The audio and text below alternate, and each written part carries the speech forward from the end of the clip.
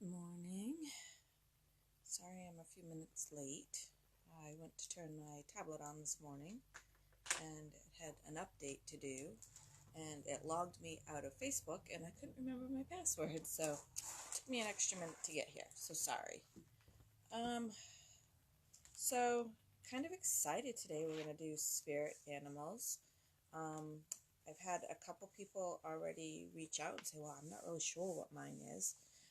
So we'll go over all of that today. I find spirit animals very interesting, although I found a lot of things very interesting, so I guess that's not a big surprise. But spirit animals I was interested in before I even really knew about any of this stuff. I didn't really know that's what they were with spirit animals. But now that I've learned about them and stuff, and I go back and look at different times in my life, I'm like, oh, that makes sense. So, sorry, my new loose leaf tea, my little steeper that I have, the tea is actually smaller than the steeper, so it's seeping out the little holes, and so I have little flakes all through my tea this morning. So, did want to talk to you quick. We said we were going to talk about the Paleo Santo stick real quick. This is a tree that comes from Mexico. I don't believe it grows anywhere else, but I could be wrong. I know this comes from Mexico. It is a natural smelling, it smells amazing. It kind of smells like patchouli. And so, again, you just kind of light it.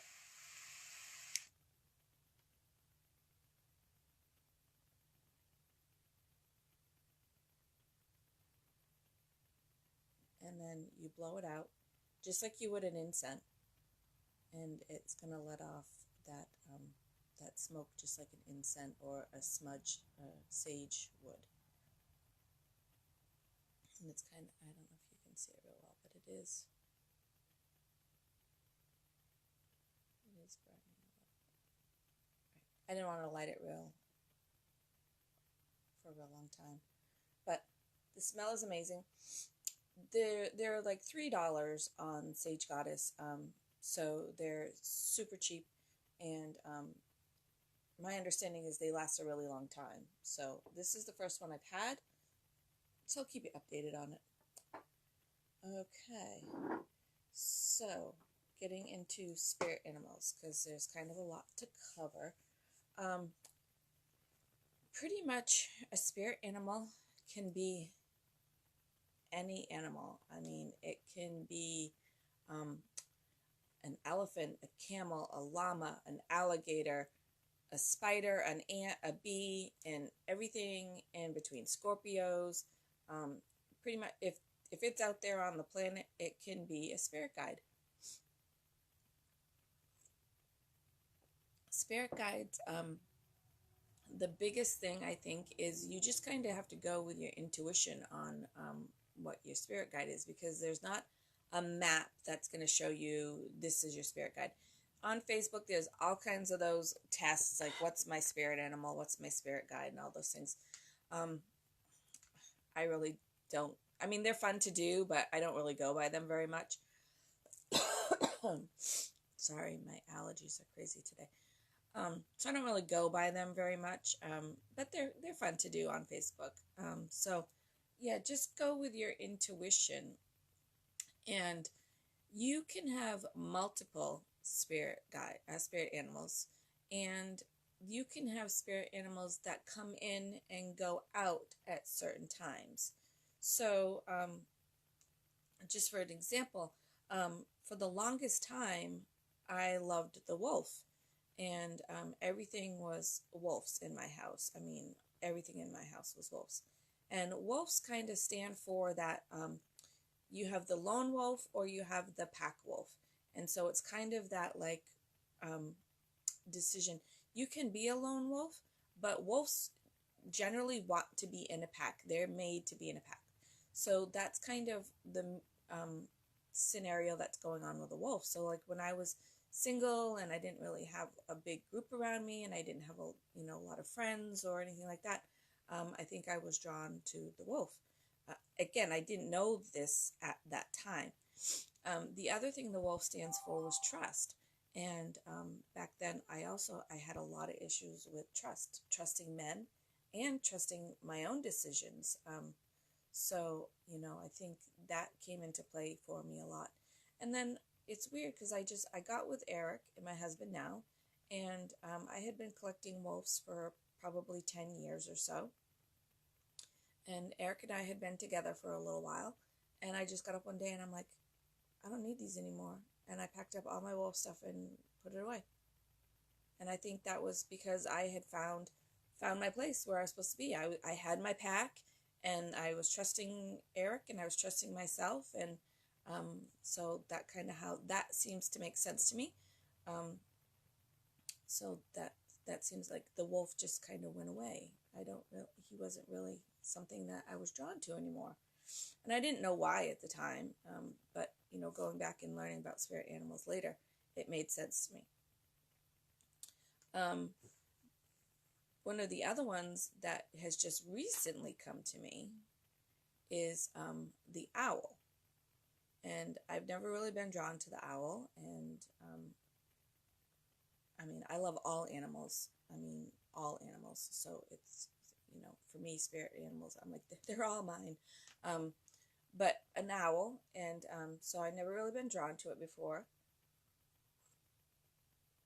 And about 2-3 weeks ago, since I started doing these lives, the lives where I've actually been reading and studying and preparing, not the ones before with my backstory and all that stuff, but so at nighttime I sit and I'm reading, it's quiet, the TV's off, my husband's gone to bed, and I'm reading and I'm studying and I'm writing my notes. And the last 2 weeks there's been an owl right outside my back window, and he's out there hooting every night. And I'm like, so the owl is, for the wisdom and the knowledge and the ancient ancestors and stuff. So I'm like, I think he's telling me I'm on the right path. I think that's what he's telling me, but we'll learn a little bit more about that. So I used to have the wolf, and not so much anymore. And I think currently I'm bringing in the owl. But I do have 3 other ones, believe it or not. So you can have multiples. So one of the other ones that I have is the dragonfly. The dragonfly is for change.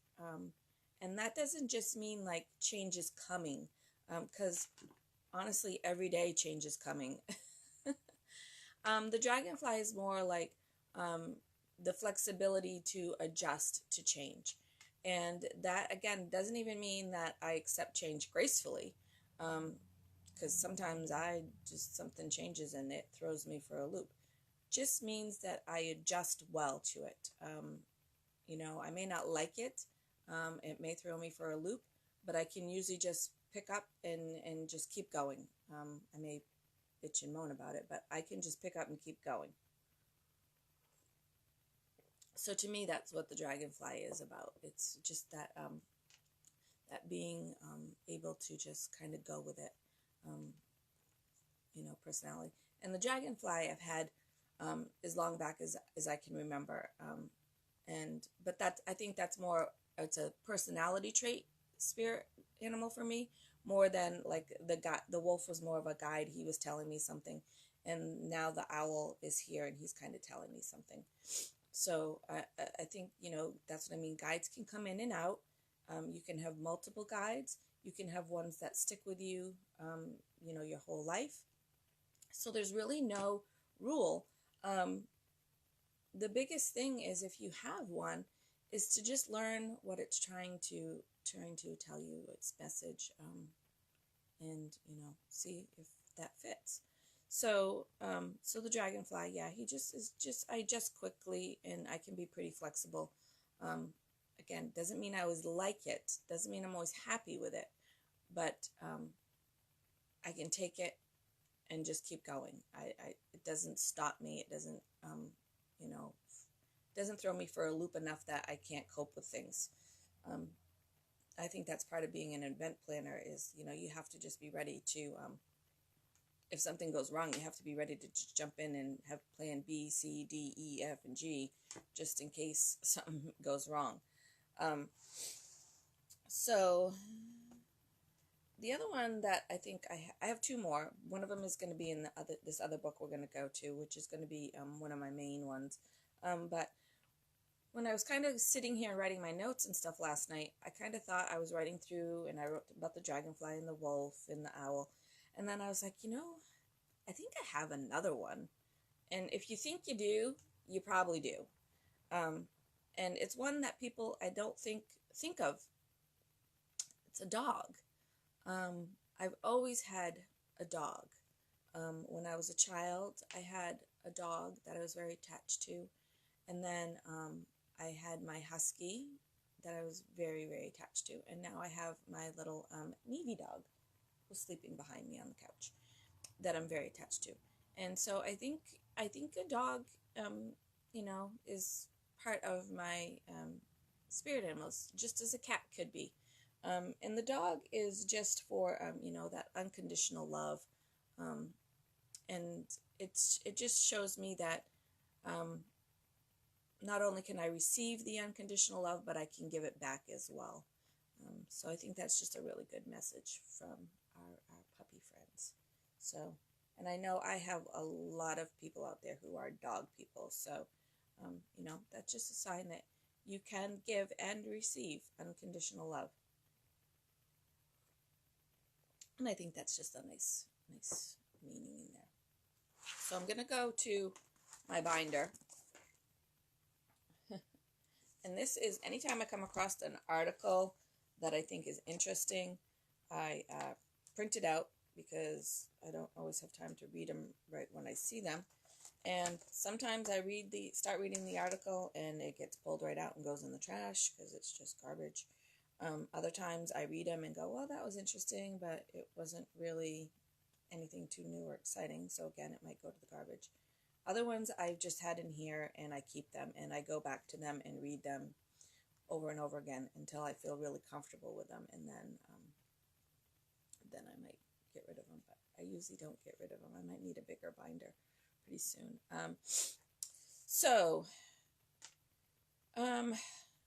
I'm going to just go over this article. The reason I liked it was because it only touches on a few of the spirit animals, but it does tell you the crystals that go with them. So I thought that was kind of neat. So I'm just going to kind of go over some of them real quick. Because honestly, like I said, I can't go over every spirit animal because there are millions of species of animals on this planet, and literally any of them can be your spirit animal. If at the end of the video I haven't gone over what you think is your spirit animal, send me a message and I'll, you know, answer you. You know, so if there's something, somebody says my spirit animal is a Scorpio, I'm not going over the Scorpio today. So if you think a scorpion is one of your animal guides and you want to know more about it, just let me know. Also sorry, I lost connection for a second. On the group photo album, I did find a bunch of little meme things on spirit animals, and I put as many as I could find in there.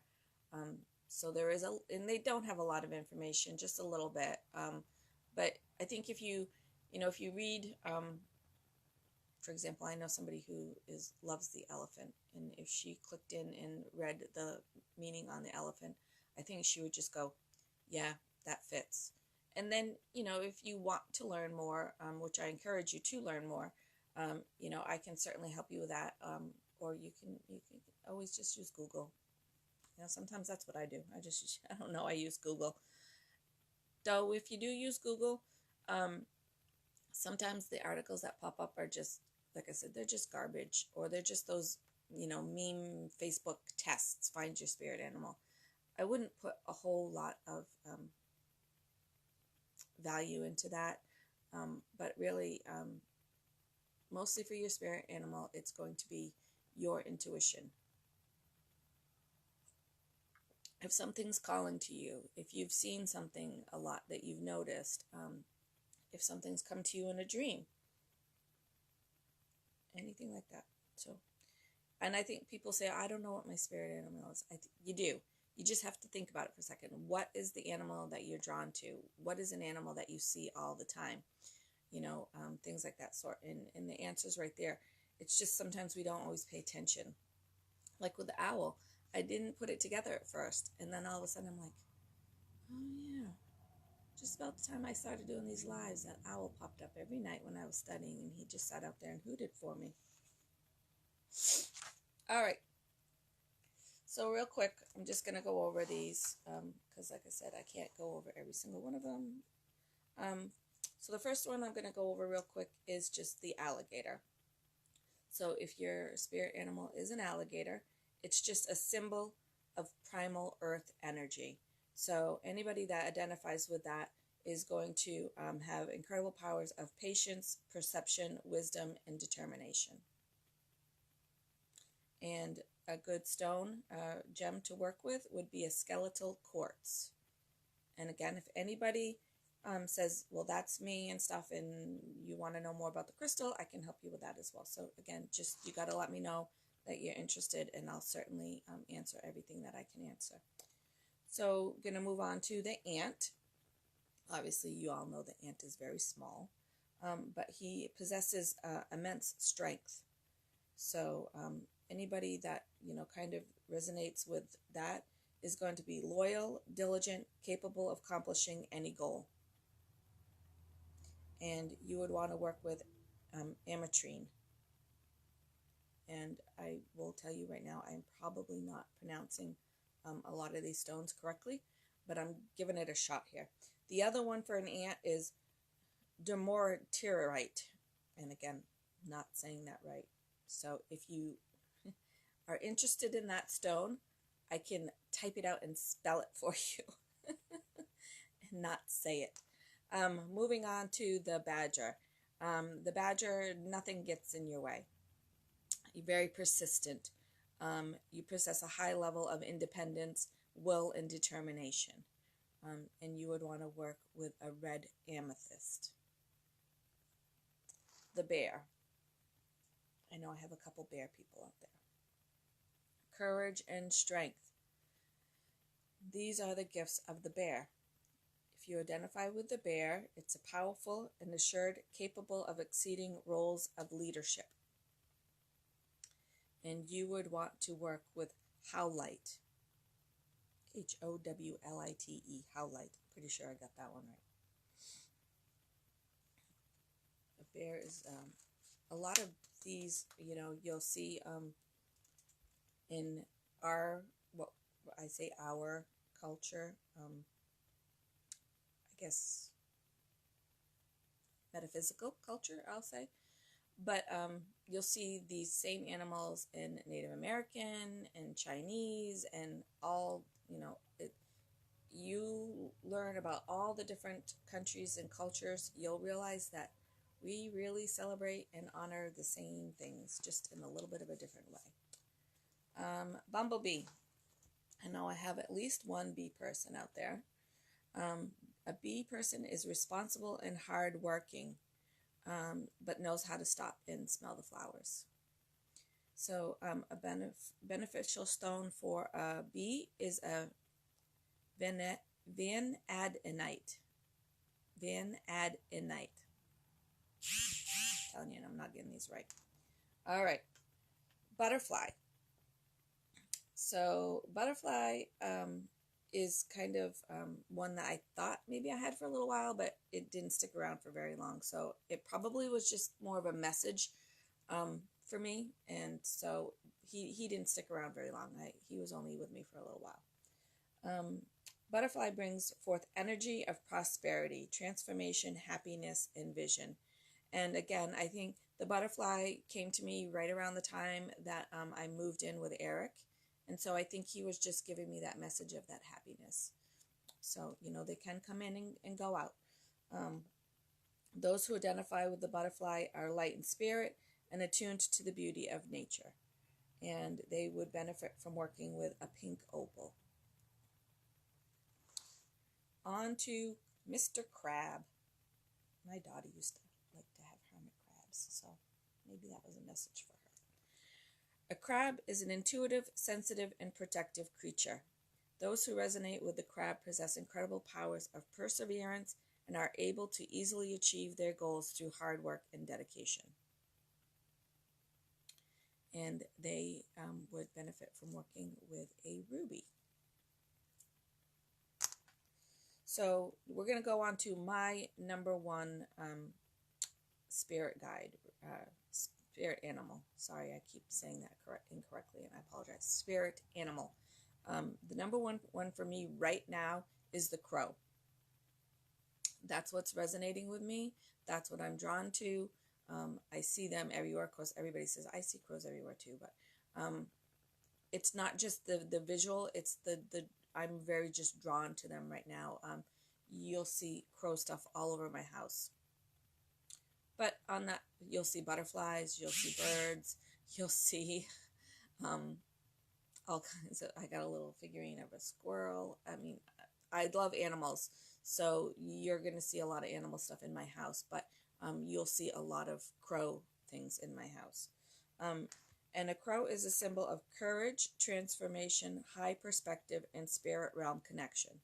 And so I think the two things that resonate with me right now are the transformation, because I am transforming myself into who you are seeing here. Because honestly, 6 months ago, I would have said, no way am I doing that. No way am I going live. No way am I doing videos. No way am I coming out about who I am. There's just no way. So in the last 6 months, I've gone through a very big transformation and still am. I'm still learning, and I'm still adjusting to, just being me, even in everyday life, in conversations when things come up. And so I'm still learning. It's okay to just speak my truth. It's okay to say what I want to say. I don't have to worry about if somebody doesn't like me or is going to judge me, because, if they do, that's just the way it is. And I shouldn't have to worry about that. I shouldn't have to hide who I am because somebody I don't really know might not like me. Because, when you step back and think about it, does it really matter if that person doesn't like me? It's nice to have everybody like you, but hi, Aunt Wendy, lots of love. It's nice to have everybody like you, but it's really not necessary. So again, it's the crow for me is that transformation and that spirit realm connection. So I think I'm getting there. So I'm transforming into that, to the person that I'm really meant to be. And when I get there, I'm going to have that spirit realm connection. And I don't think that means I'm going to talk to God. I don't think God's going to actually speak to me. It just means I'm going to be, connected as a whole with spirituality and the universe and myself. So that's what it means to me. It can mean different things to different people. So as a crow, the crystals that you would want to work with are emerald and onyx. I don't have an emerald, but I do have an onyx. So moving on, moving on to deer. So I guess I got to pick this up a little bit. The deer, sensitive, intuitive, and a graceful creature. And so anybody who resonates with the deer is going to have a great sense of magic and an inner child. And you would benefit from working with sapphire and a hawk's eye. Not an actual hawk's eye, it's a crystal.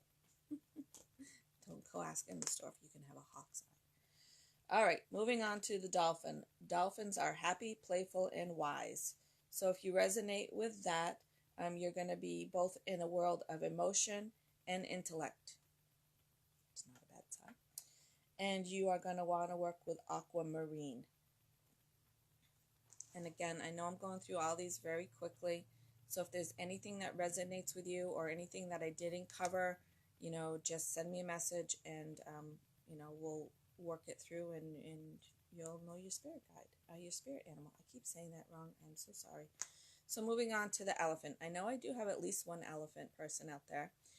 So an elephant is one of the wisest spirit animals. So it's unbelievably strong. So if you feel called to the elephant, you are deeply connected to the earth and the divine feminine. So benefit of working with Kunzite, Kunzite, Kunzite. All right. So on to the fox. Fox is honored across the world as cunning and ingenuity. And so if you are resonating with the fox, you are a quick thinker and extraordinary powers of focus, determination, and strategy. And you would want to work with a Super 7. And so I did want to just stop and talk real quick about what a Super 7 is. So a Super 7 is a natural made crystal that has 7 crystals within the one crystal. And so it's going to have amethyst, cocoxanite, goethite, clear quartz, lepidocrite, rutile, and smoky quartz. And again, I will type those out because I am not saying those correctly. So just a Super 7 is, if you ever have a chance to add one to your collection, even if you don't resonate with the fox, I think it would just be an amazing one to have in your collection, because Super 7s are awesome for everything. All right, Wendy, you think you're a dolphin? I think you're a dolphin too. All right, moving on to frog. So frogs are emotional connection, transformation, and higher realm wisdom. So if you resonate with the frog, you're going to be adaptable, intuitive, and connect to the divine. And you would want to work with an amethyst or an alexandrite for crystals. And the goat. So the goat has been hailed as, in many cultures, as a magical creature, a higher spirit. A lot of different cultures really do honor the goat. But the goat is a symbol of fertility, intelligence, and persistence. So if you identify with the goat, again, it's the intuitive, honorable, agile, independable, and highly ambitious. And you would want to work with a turquoise. On to the hawk. Hawk teaches us the lessons of awareness, perception, and perspective. And so if you identify with the hawk, you're going to be filled with positivity and determined to share the words of hope, light, and love to the world. And so you would want to work with fluorite and a Herkimer diamond. And don't freak out about the word diamond. Herkimer diamonds are not like the same cost as a regular diamond would be. They are much more affordable. Okay, on to the horse. A horse jumps over hurdles with ease. So those who resonate with the horse are going to have overcome obstacles, confidence, and grace. And you would want to work with a crazy, all right, trying to rush, crazy lace agate, or a peridot. And again, sorry I'm going over them so quickly, but there's so many, and it's so hard for me to get in a half an hour's worth of stuff.